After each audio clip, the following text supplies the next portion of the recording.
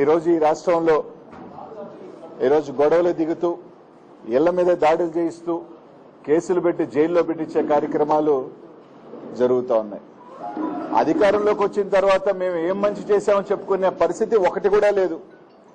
పలాన్ని మంచి చేశాం, పలాని సంక్షేమం చేశాం, పలాని అభివృద్ధి చేశాం.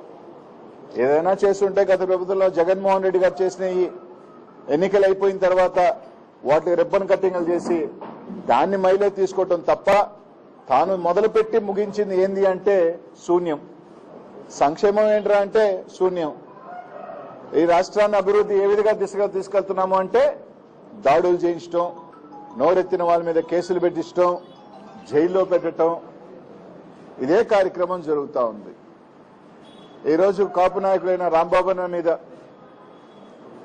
ఏ విధంగా ఇంటి మీద దాడి చేశారు, ఏ విధంగా ఆఫీస్ ధ్వంసం చేశారు.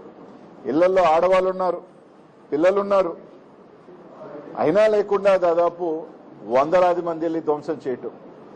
నిన్న ఇక్కడ మైలవరంలో మాజీ మంత్రివర్యులు బీసీ నాయకుడు జోగి రమేష్ అన్న ఇంటి మీద ఆయన ఇంట్లో లేనప్పుడు వీడియోలు చూసాం. పెట్రోల్ బాంబులు ఇంటి మీద వేయటం, అవి మంటలు రేగటం. ఒకవేళ నిజంగా అది దార్బంధరాలు తగిలి ఇబ్బంది అయ్యింది, ఒకవేళ ఇంట్లో కానీ వెళ్ళి ఉంటే, ఇంట్లో ఆడవాళ్ళు ఉన్నారు. ఈరోజు వాళ్ళు తెలుగుదేశం పార్టీలో ఆడవాళ్ళంటే వాళ్ళ పార్టీలో మాత్రమే భార్యలు, చెల్లెళ్ళు, కూతుర్లు ఉంటారు, అక్కలు. వేరే పార్టీకి సంబంధించి అయితే మాత్రం దౌర్జన్యాలు చేసినా, ఇళ్ల మీద ధ్వంసాలు చేసినా, ఇళ్ల మీద పగలగొట్టినా ఇబ్బందిలే. ఆయన పార్టీలో బీసీ నాయకులు ఉంటే బీసీ నాయకులు, ఆయన పార్టీలో కాపులుంటే వాళ్ళే కాపు నాయకులు. పక్క జిల్లాలో పక్క పార్టీలో కాపు నాయకులున్నా, బీసీ నాయకులున్నా వాళ్ళు బీసీలు కాదు, వాళ్ళు కాపులు కాదు. ఇక పవన్ కళ్యాణ్ గారు అయితే ఆయన ఎప్పుడు వస్తే మాటకు వస్తాడు, ప్రెస్ మీట్ పెడతాడు, ఎట్టంటే మాట్లాడతాడు. ఈరోజు ఇట్లంతా జరుగుతూ ఉన్నా కనీసం మాట ఎత్తే పరిస్థితి లేదు. ఒక రౌడీ రాజకీయంగా ఈరోజు ఒకటే చెప్తా ఉన్నాం, జగన్మోహన్ రెడ్డి గారు మేము కూడా 5 సంవత్సరాలు పరిపాలన చేశాం. ఇదే రకమైన పరిపాలన మీరు చెప్తున్న రాజారెడ్డి రాజకీయం కానీ, రాయలసీమ ఫ్యాక్షనిజం కానీ జగన్మోహన్ రెడ్డి గారు చూపించుంటే,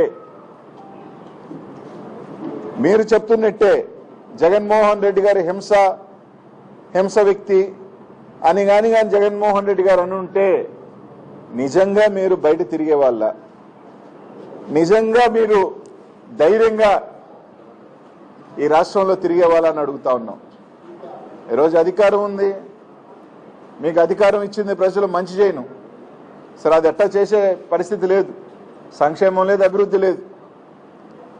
సరే ఇంక మేము ఏమైనా చేస్తాం, మేము ఇలాగే మాట్లాడితే కేసులు పెడతామంటే పర్లా, ఇంక 3 సంవత్సరాలు ఉంది, అధికారం ఉంది, రైట్. ఎన్ని కేసులు పెడతారో పెట్టుకోండి, ఎన్ని దాడులు చేస్తారో చేసుకోండి.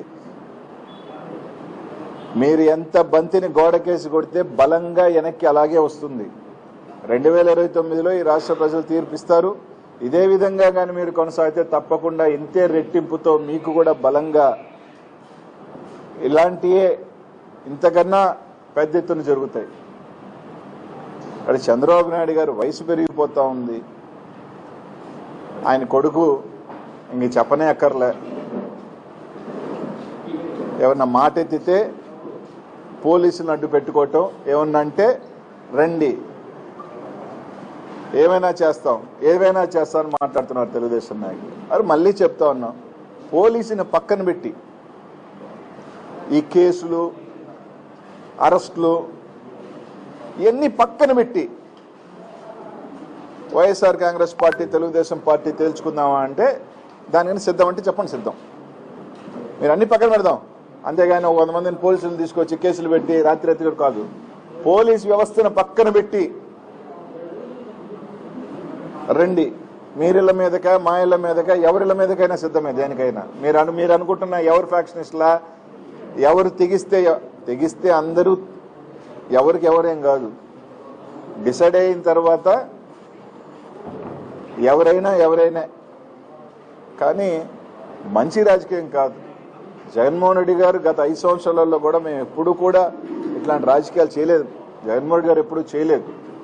అంటే మంచి చెప్తున్నాం, ఇదే విధంగా కానీ కొనసాగితే దీనివల్ల ఎవరినో భయపడిపోతాము, దీనివల్ల ఏదో మేమేదో తోకలు ముడిసిపోతాము, ఏదో వెనక్కి వెళ్ళిపోతాము అంటే అది జరగదు.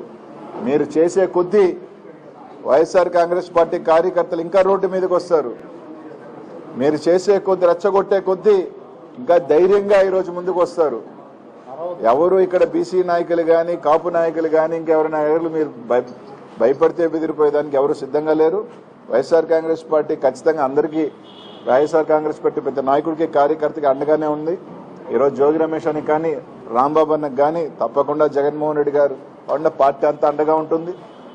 ప్రజలు కూడా చూస్తూ ఉన్నారు ఏం జరుగుతుంది ఏందనేది.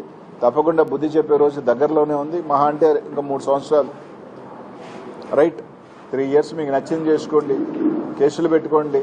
ప్రతి ఒక్కరికి కూడా ఒక ఎక్స్పైరీ డేట్ ఉంటుంది. ప్రతి ఒక్కరికి కూడా ఒక ఎక్స్పైరీ డేట్ ఉంటుంది. మీ ఎక్స్పైరీ డేట్ 2029.